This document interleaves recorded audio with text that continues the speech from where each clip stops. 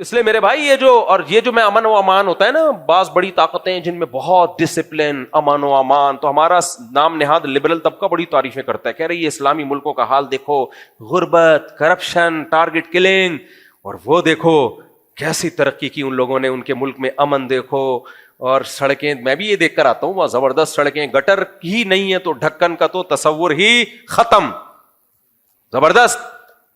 لیکن ایک بات یاد رکھو، ڈاکو کے گھر میں ہمیشہ امن ہوتا ہے۔ ڈاکو کا جو اپنا گھر ہے وہ جھونپڑا نہیں ہوتا، وہ شیش محل ہوتا ہے، لگژری، اس میں باتھ روم بڑے، ہمارا کچن ان کے باتھ روم سے زیادہ گندا ہوتا ہے۔ وہ میں نے ایک واقعہ سنایا تھا نا، ایک آدمی نے کسی کو رشتے کا انکار کیا، بولا تمہاری جو دکان ہے نا، ہمارے باتھ روم اس سے بڑے ہوتے ہیں۔ تو خیر، تو وہ جو ڈاکو ہوتے ہیں نا بڑے بڑے، آپ ان کے گھر جا کے دیکھو، جو بڑے بڑے اسمگلر ہیں، بڑے بڑے ڈاکو ہیں، آپ ان کے گھر جا کے دیکھو، ایسے لگژری اور امن، کسی کو اونچی آواز سے بات کرنے کی اجازت نہیں ہے۔ تو اس سے ظاہر پرست لوگ متاثر ہوتے ہیں، احمق بے وقوف لوگ، سمجھتے ہو؟ اب آپ گئے کسی ان کے گھر میں، وہ جو ہیں ہمارے ایک بڑے ہیں، ان کے گھر آپ گئے، پوری دنیا میں مشہور ہے کہ وہ ماشاءاللہ سب کو پتہ ہی ہے کس کی بات ہو رہی ہے۔ اب آپ جب ان کے گھر میں گئے تو آپ نے دیکھا، بے یار ہم تو سمجھتے تھے یہ چور ہیں، لیکن ان کے گھر میں دیکھو یار، سونے کے نلکے لگے ہوئے ہیں، کہیں سے فرش ٹوٹا ہوا نہیں ہے، سیوریج کا اتنا بہترین نظام، واش روم بند ہونے کا کوئی چانس ہی نہیں ہے، اور ملازمین سارے ٹائم پہ آتے ہیں، ٹائم پہ جاتے ہیں، ان کو تنخواہیں بھی ٹائم پہ ملتی ہیں، اور ان کے گھر میں کوئی اونچی آواز سے بات بھی نہیں کر سکتا، ایسا اچھا ماحول، اور لوگ کہتے ہیں یہ ڈاکو ہے۔ بھائی کیسے بے وقوف لوگ ہیں! اور بھائی ڈاکو ہے تبھی تو اس نے سب کو لوٹ لاٹ کے اپنا گھر بڑا ٹائٹ خاندانی قسم کا بنا لیا ہے، نہیں ہے میرا خیال ہے بات؟ پوری دنیا میں ابھی غزہ میں جو کچھ ہو رہا ہے، آپ اتنے نیک ہو تو روک لو نا آپ اسرائیل کو۔ ساری دنیا نہیں دیکھ رہی کہ بھوک سے بچے مر رہے ہیں؟ کوئی ہے رونے والا؟ ان بڑی قوت، بڑی طاقتوں میں کوئی ہے ان پہ رونے والا؟ تقریریں کروا لو آپ ان سے، nice to meet you, thank you, thank you. ابے کیا وہ انسان کے بچے نہیں ہیں؟ جو خدا کی قسم میں نے تو وہ ویڈیو دیکھنا چھوڑ دی ہیں، آدمی کی نیندیں اڑ جاتی ہیں، نیندیں اڑ جاتی ہیں انسان کی، ڈپریشن میں جا رہے ہیں لوگ، وہ جو بچوں کی بھوک سے مرنے کی ویڈیوز آ رہی ہیں۔ تو یہ کون ہے اس کا ذمہ دار؟ یہ اسلامی ملکوں نے کیا ہے یا ان بڑی طاقتوں نے کیا یہ حال؟ یہ بڑی طاقتوں نے کیا، اور چپ بیٹھے ہوئے ہیں، چپ بیٹھے ہوئے ہونے دے رہے ہیں۔ سب کو پتا ہے ناجائز قبضہ ہے، یونائٹڈ نیشن کی درجنوں قراردادوں کو اسرائیل ان کی دھجیاں اڑا چکا ہے، سب کو پتا ہے کہ حرام اور ناجائز قبضہ ہے، بولے نہ اگر بہت اچھے ہیں تو صرف دو چار بیان داغ دیتے ہیں۔ ابے بھائی وہ ویسی مدد کرو جیسی یوکرائن کی مدد کر رہے ہو تم سب مل کے۔ رشیا چھوٹے سے ملک، یوکرائن کا کچھ نہیں بگاڑ پارا، کیوں نہیں بگاڑ؟ اتنی بڑی طاقت ہے، یوکرائن پہ کتنے حملے کیے ہیں، یوکرائن کا کچھ نہیں ہو رہا، کیوں؟ پورا یورپ یوکرائن کی مدد کر رہا ہے، منہ سے ہوائی فائر نہیں کر رہا، لیکن ادھر فلسطین کا مسئلہ ہے تو منہ سے فائرنگ ہو رہی ہے، اور دیکھو حشر کیا ہو رہا ہے۔ تو اس لیے میرے بھائی جتنے بھی بڑے بڑے ڈاکو ہیں نا، افریقہ میں جا کے دیکھو کیا ظلم ہے، سونا نکل رہا ہے، ہیرے جواہرات نکل رہے ہیں، لیکن جن کانوں سے سونا نکل رہا ہے نا، ان کے قریب لوگ سبزیاں پتے ابال کے کھا رہے ہیں۔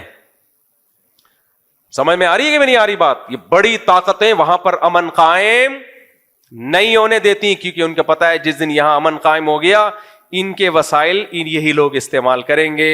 نہ ہم بڑے ڈاکو ہیں، ہم نے اپنے ملک میں بدامنی نہیں پھیلانی، تاکہ مفتی طارق مسعود جب آئیں بولیں نائس ٹو میٹ یو، کیا خوبصورت۔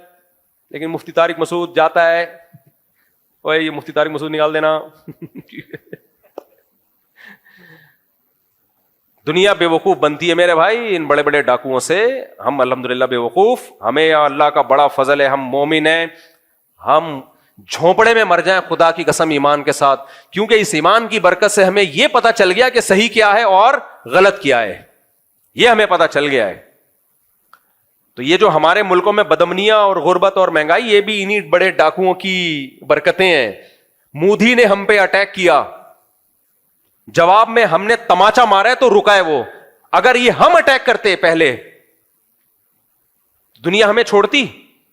بولو، وہ بھارت ہے, وہ جو مرضی کر لے بھائی, اس نے تجربہ کر کے دیکھ لیا, پہلے ڈرون مارے پھر میزائل مارے, دنیا چپ, کوئی آواز اٹھانے والا نہیں ہے. بول رہے ہیں مسلمانوں کا ملک ہے, مرنے دو. یہ بڑے بڑے جو ہوتے ہیں نا یہ باتیں کرنے والے, کہنے مرنے دو. ان کا خیال تھا مار دیں گے, ہم نے جب اٹھا کے 2-3 چپیٹے پھوڑے ہیں فوراً ساری طاقتیں آ گئی, امن کے ایوارڈ لے لیے انہوں نے. ہم نے دنیا میں, ان کو پتا تھا یار اتنی امید نہیں تھی کہ ایسا چپیٹا لگے گا, ایسا چماٹا پڑے گا, ہمیں ایسی امید نہیں تھی. اب بیچ میں کود گئے. پہلے ہم کہہ رہے تھے بھائی رکواؤ, کوئی مان رہا تھا ہماری بات؟ تو یہ میرے بھائی, یہ سڑکیں وڑکیں گٹر کے ڈھکن دیکھ کے ان ملکوں کے, اور خوبصورت لائٹیں اور اتنا امن اور ڈسپلن, اور وہاں پہ جو ہے بوڑھوں کی کیئر, ٹھیک ہے نا, کچھ تو ڈرامے ہیں. ایک ملک میں گیا, وہاں ایک آدمی کو ذرا سا کچھ ہوا, ذرا سا ہوا, فائر بریگیڈ بھی, پولیس موبائل بھی اور ایمبولینس, تینوں ایک دم. میں نے کہا بھائی بندہ کو کچھ ہوا نہیں ہے, اور تین, تو انہوں نے کہا کہ یہ تینوں اس لیے آئے ہیں کہ پھر یہ حکومت سے پیسے لیں گے. ابھی یہ کیا میں ڈیٹیل میں جاؤں, خیر. تو اس لیے اللہ کی نظر میں میرے بھائی اچھائی اور برائی کا کرائیٹیریا تھوڑا ڈفرینٹ ہے. انسانوں کے ہاں اچھائی اور برائی کو ناپنے کا معیار تھوڑا ڈفرینٹ ہے. بہت سے آج جو آپ کو تبلیغ والے بے یار و مددگار نظر آ رہے ہوتے ہیں نا, سادہ کپڑوں میں بغیر اس طریقے گھوم رہے ہیں جنگلوں میں ادھر ادھر, لوگ ان کا مذاق اڑاتے ہیں, کہتے ہیں یہ جائیں گے جاپانیوں کو سمجھانے کے لیے. یہ میں نے یہاں سے شروع کیا تھا نا, یہ جائیں گے کس کو سمجھانے کے لیے, اتنی ترقی یافتہ قوم کو. میرے بھائی یہ ترقی یافتہ نہیں ہے, لیکن ان کو یہ پتا ہے کہ اچھا بننے کے لیے سب سے پہلی شرط کیا ہے, وہ ایمان ہے. تو یہ اس کی جاپانیوں کو بہت ہی زیادہ ضرورت ہے, ان کو تو زیادہ ضرورت ہے, کیونکہ وہ یہ سمجھ بیٹھے ہیں. اچھا جاپان جو اب اتنا نیک بنا ہوا ہے, ایٹم بم جاپان پہ کس نے مارا تھا؟ مسلمانوں نے مارا تھا, امریکہ نے مارا تھا. اور مارا کیوں تھا؟ جاپان کی بدماشی کو روکنے کے لیے. پوری دنیا فتح کرنے نکلا تھا, اتنے لوگوں کو کاٹ دیا تھا نا اس نے. پہلی جنگ عظیم انہوں نے لڑی ہے, مسلمانوں نے لڑی ہے. جتنا انسانوں کا قتل عام ہوا ہے پہلی جنگ عظیم میں, وہ بھی یورپین نے. دوسری جنگ عظیم وہ بھی یورپین, یہ انگریز تھے. اور اس کے بعد جو ایٹم بم چلایا وہ کس نے چلایا؟ کافروں نے چلایا. سارے تو انسانیت کے قتل. اور پھر جو آسٹریلیا میں جا کے دیکھو, اور ریڈ انڈین کو مارا, ملین کروڑوں میں تعداد ہے ان کی. افریقہ سے غلام بنا کے لاتے تھے, 80% ان غلاموں کو مار کے سمندروں میں پھینک دیا انہوں نے. اور جب وہ بالکل ہی واٹ لگ گئی تو پھر غلاموں کو آزاد کرنے کی تحریک چلا کے صحرا لے لیا کہ غلاموں کو آزاد کس نے تحریک چلائی ہے؟ ہم نے چلائی ہے, یہ صحرا ہمارے کندھوں پہ ہے. تو غلام بنایا بھی تو تم ہی نے تھا. اس لیے میرے بھائی کبھی بھی ظاہر پرست مت بنو, کبھی بھی ظاہر پرست مت بنو. جب بھی کسی چیز کی تحقیق کرنی ہو نا, اس کی ڈیپ میں جا کے تحقیق کیا کرو. تو اسلام کا پلڑا تمہیں ہر جگہ کیا نظر آئے گا؟ بھاری نظر آئے گا. تو اللہ نے بتا دیا کہ تمہارے جو باڈی ہے اس قابل نہیں ہے کہ اسے جنت ملے. اعمال کی زینت اختیار کرو گے تو جنتی بنو گے, اعمال نہیں ہے تو جنت کی امیدیں لگانا چھوڑ دو. اللہ تعالیٰ سمجھنے کی, عمل کی توفیق عطا فرمائے.